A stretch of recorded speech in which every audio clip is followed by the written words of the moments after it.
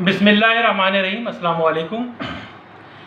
आज की नशिस्त एनवेव्स की है, यानी कि एपिसोड नंबर 5। लेकिन आज मैं बिलखुसूस इस वक्त रियासत हाय मुत्तहदा अमेरिका, अमेरिकी सदर काबिल एहतराम जनाब जो बाइडन साहब का, अमेरिकी सेक्रेटरी खारजा जनाब सेक्रेटरी ब्लिंकन साहब का, अमेरिकी तमाम ही जो महकमा जात हैं, बिलखुसूस महकमा दिफा, सेंट्रल कमांड, यूएसए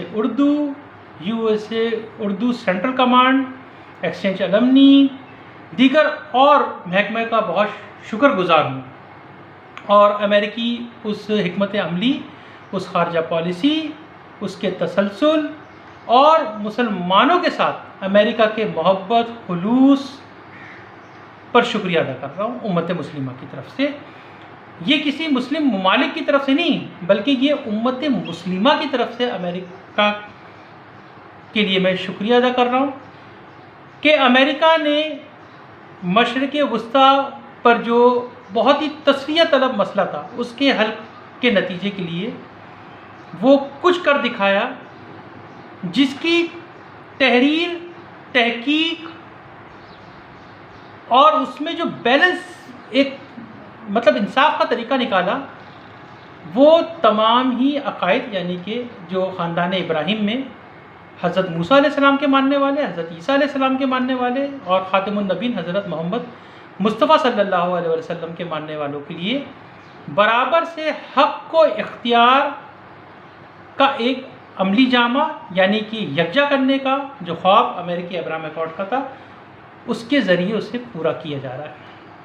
और सबसे बढ़कर इसी ख्वाब के अंदर, इसकी अमली हिकमत के अंदर अक़वाम मुत्तहदा के भी ख्वाब को पूरा किया जा रहा है, यानी कि 2 रियासती हल, जिसमें एक आज़ाद फ़लस्तीनी रियासत का क़याम होना ही था, क्योंकि फ़लस्तीन मुसलमानों की सरज़मीन रही और है और होगी, इस ऐलान के साथ कि गज़ा कबल जंग के बाद और अब भी मुसलमान फ़लस्तीनियों की सरज़मीन रहेगी। और आपने वेस्ट बैंक के भी जो इख्तियारात हैं वो महमूद अब्बास को, यानी मुस्लिम फ़लस्तीनियों को लिए दिए।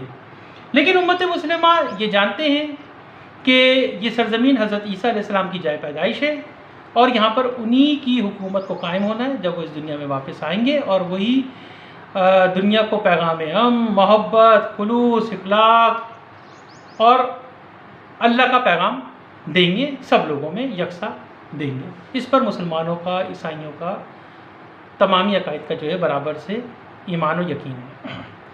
मैं सेक्रेटरी ब्लिंकन साहब का तहे दिल से शुक्रिया अदा करता हूँ कि आपने पूरी यहूदी कम्युनिटी की नुमाइंदगी करते हुए मुसलमानों को फ़तह कर लिया, उनके दिलों को फ़तह कर लिया। आपसे पहले सदर बाइडन साहब ने, जब आप सदर बने, आपने मुसलमानों को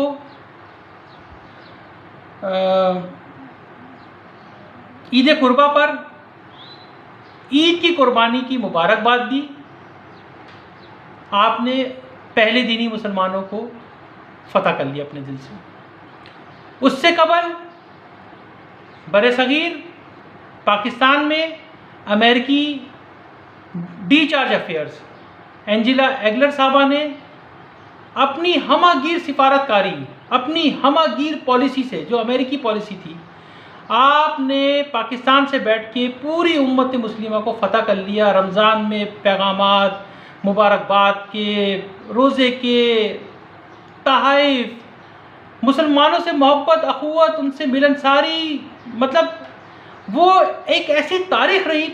हमने मुसलमानों ने देखा कि उसने अमेरिका और मुसलमानों को इतना नहीं बल्कि एक जान बना दी। हम उनके बहुत शुक्रगुजार हैं। उसके बाद डोनाल्ड ब्लूम साहब ने, जो अभी मौजूदा पाकिस्तान में सफ़ीर हैं, उन्होंने भी इसी चीज़ को आगे लेकर चले।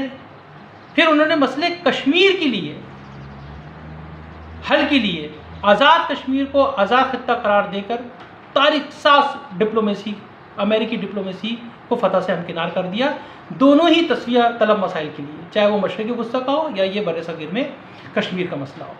वो समझते हैं कि एक आज़ाद पार्लियामेंट की हैसियत होती क्या है, यानी कि कानून साज असम्बली की हैसियत क्या होती है, वहाँ पे सदर क्या करता है, वहाँ का वज़ीर आज़म क्या करता है, वहाँ की आज़ाद अदलिया क्या कर रही है। फिर डिफेंडर बॉर्डर का मसला वो हल हो गया। कल वज़ीर दिफा साहब ने भी हमारे कहा कि जी अफ़गानिस्तान जो वो आलमी कवानीन की खिलाफ वर्जी ना करे, अब ये मुस्तक़िल सरहद है, अफ़गानिस्तान एक अलग मुल्क है, पाकिस्तान एक अलग मुल्क है। क्यों आज दुनिया को ये अंदाज़ा हुआ कि इज़राइल की ज़बरदस्ती जारियत से वो तनहा हो जाएगा। हम भी यही कह रहे हैं कि इज़राइल होश के नाखुन ले। आपकी जो रियासत का क़याम है ना, वो अक़वाम मुत्तहिदा के बरकरार रहने पे है, लेकिन जो कुछ आप कर रहे हैं आप बाकी तनहा हो जाएंगे। आपको हक़ की हुक्मरानी की जगह मिल रही है, आप 1967 से पहले की कबल सरहदी तकसीम पर चले जाएँ, अल-कुद्स खाली कर दें।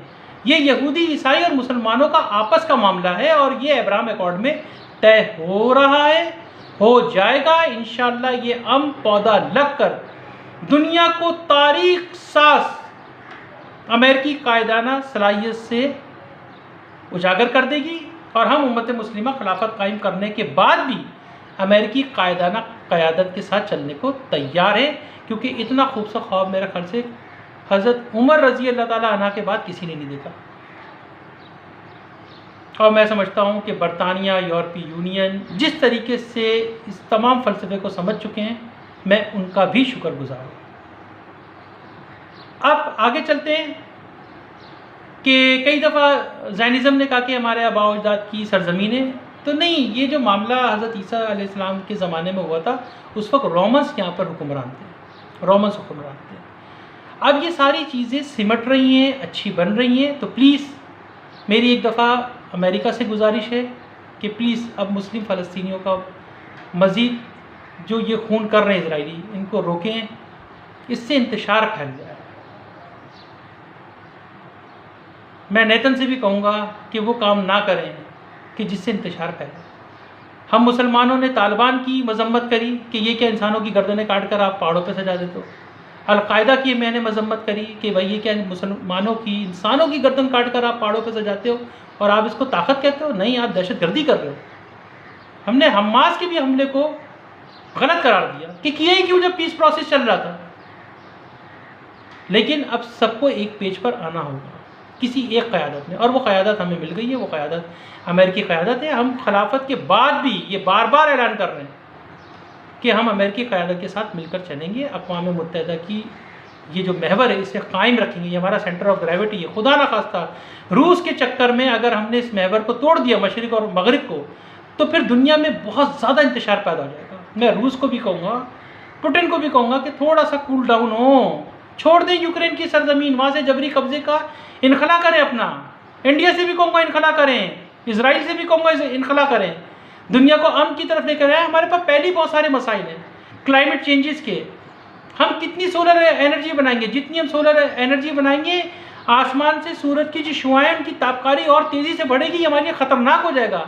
हमें एक दफ़ा फिर पानी के लिए आगे जाना पड़ेगा, उसकी तरफ बढ़ना पड़ेगा। और ये जो मुस्लिम दुनिया है ना, ये मैं पूरी दुनिया से गुजारिश करना चाहूँगा, ये अरबों का नाम नहीं है। मुस्लिम दुनिया अरब और अजम दोनों को मिलाने का नाम है। हम में यानी कि शिया, सुन्नी, अहले हदीस, देवबंदी, हम में जितने भी फ़िक्के, हम में कोई ना इत्तफाक़ी की कोई बात ही नहीं है। हमारा अल्लाह एक है जिसकी वादानियत पे हम कामिल ईमान रखते हैं और बुतों को उसका शरीक नहीं ठहराते और ना ही कोई उसका हमसर है। दूसरा कि खातिमुन नबीन मोहम्मद मुस्तफ़ा सल्लल्लाहु अलैहि वसल्लम अल्लाह के आखिरी नबी और रसूल हैं। हम में कोई तफरीक नहीं है। हमारे तमाम खुलफा राशिदीन हमारे अपने हैं। इमाम हसन रज़ी अल्लाह ताला, इमाम हुसैन रज़ी अल्लाह ताला, ये हमारे जन्नत के सरदार हैं नौजवानों के। हज़रत अली करमल्लाहु वजहो रज़ी अल्लाह ताला अन्हा, हज़रत उमर रज़ी अल्लाह ताला अन्हा, हज़रत उस्मान रज़ी अल्लाह ताला अन्हा, हज़रत अबू बकर रज़ी अल्लाह ताला अन्हा, ये सब हमारे खुलफा राशिदीन हैं। हम में कोई तफरीक नहीं है। अगर कोई मुल्क अपने तौर पर अपनी हिजमैनी को कायम करने के लिए फ़िक़्ह का इस्तेमाल कर रहा है तो वो गलती कर रहा है। इससे तो मुसलमानों को, उम्मत को बहुत नुकसान होगा। और यही वो वजह है कि मुसलमानों में आज तक डेमोक्रेसी आई नहीं सकी। ये तो मौरूसियत में चल रहे हैं, बादशाहत, अपना बाप बेटा बेटा बेटा नस्लें। तो अगर जमहूरियत पे भी चल रहे तो बाप बेटा बेटी बच्चे नस्लें, कोई बिला मुकाबला इन तक। यहाँ कोई पढ़ा लिखा आदमी आपको ना तो सेनेट में जाता नजर आएगा, मतलब हमारे जैसे आदमी ना तो सेनेट में जा सकते हैं, ना काबीना में जा सकते हैं, या मेरे जैसे कई लोग इस मुल्क में जो बैठे हुए हैं या दूसरे मुल्कों में बैठे हुए हैं, अजम या अरब ममालिक में, ये किसी हुकूमत का हिस्सा बन ही नहीं सकते सिवाय उन किरदारों को जिनको ये पसंद करें और लेकर उठाकर आ जाए। लेकिन बहसीत उम्मत मुस्लिमा हम अमेरिका से बात कर रहे हैं, हम यूरोपीय यूनियन, और आपका मैं कितना तहे दिल से शुक्रिया अदा करूं कि आप लोग हमारी बातों को सुनते हैं, उसका जवाब देते हैं। यह आपके खुलूस, मोहब्बत और आपकी रवादारी का एक बहुत बड़ा कामयाबी का भी सबब है। इसलिए तो आप एक आलमी रहनुमा बने। आलमी रहनुमा बनने के लिए बहुत सारे मामला करने होते हैं। अच्छा, कुछ लोगों ने मुझे ये कहा कि शायद आप पढ़ के करते, नहीं पढ़ के नहीं करते भाई। मेरा अपना एक अंदाज है बात करने का, मैं कोई स्टिफ होकर नहीं बैठ सकता ना, यूँ बैठे में मतलब जो किरदार लिख दिया जाए या जो स्क्रिप्ट लिख दिया है, मैं स्क्रिप्टेड आदमी नहीं हूँ, ठीक है। कि आपने हिलना नहीं है, आपने ये नहीं करना, आपने यूँ नहीं बोलना है। हम अपने जहन से बात करते हैं, हम तहकीक के लोग हैं, तहकीक का काम करते हैं।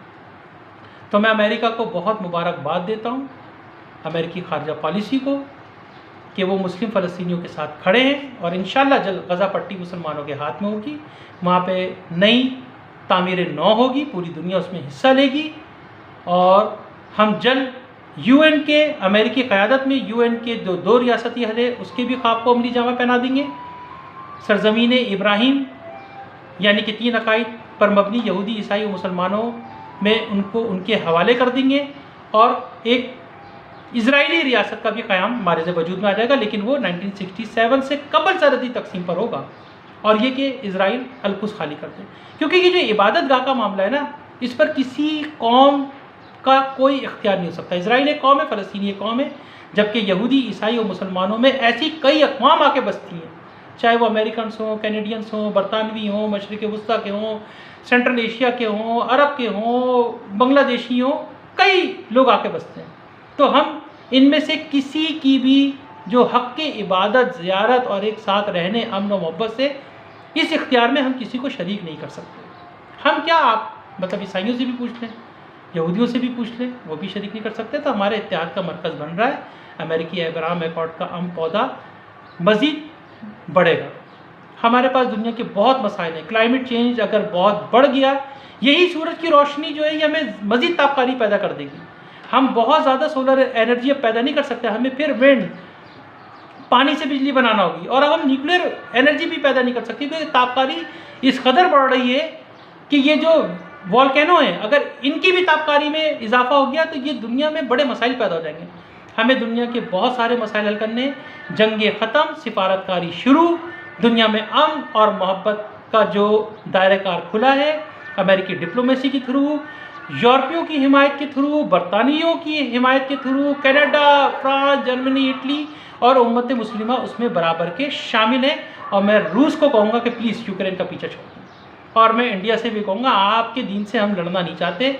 आप भी इब्राहिम के दीन को तंग करते रहते हैं, आप ईसाइयों को भी तंग करते हैं, यहूदियों को भी तंग करते हैं, ज़ायनिस्ट को आप भड़काते रहते हैं। ये सब खेल ख़त्म करें, अफ़गानिस्तान से अपना इन्फ्लुएंस बाहर निकालें, दुनिया को अमन का गहवारा बनाएं, आए इस अहद तजदीद के वफ़ा की तारीख़ लिखें कि हमें दुनिया को जो माहौलियाती तब्दीली इससे बचाना है और बेरोज़गारी के ख़ात्मे, बीमारियों के ख़ात्मे, बच्चों की तालीम के फ़रोग़ के लिए मिलकर काम करना होगा।